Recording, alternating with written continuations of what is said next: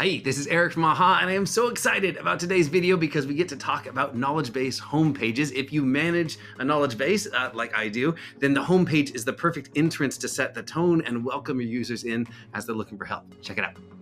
Okay, welcome to the Fredwin Knowledge Base. This is the knowledge base homepage for Fredwin Cycling, the kind of demo fitness app that we do for these videos. And in this design, we're trying to balance beauty with clarity, right? So I've got this really interesting visual that I love that welcomes and kind of inspires users as they get in here. Prominent branding for the company and for the products, that this looks like an extension of our product documentation, because it is. And then, of course, really simple ways for folks to find what they're looking for, either solve the problem or feed their curiosity as they engage more with my product.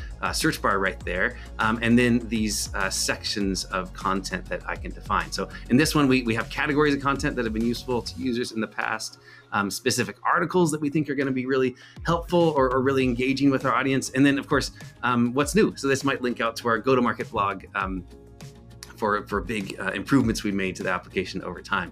You can customize all of this in minutes. Here's another treatment of that same banner image, but I can make this banner image a company logo or kind of an abstract banner, whatever I wanted to do there. I can change these tiles to be bigger or smaller, customize the icons. These are all custom. Add as many of these sections as they want. Basically, whatever you need to make a great first impression for the users who come to your knowledge base, you can do it right here with the homepage. Enjoy.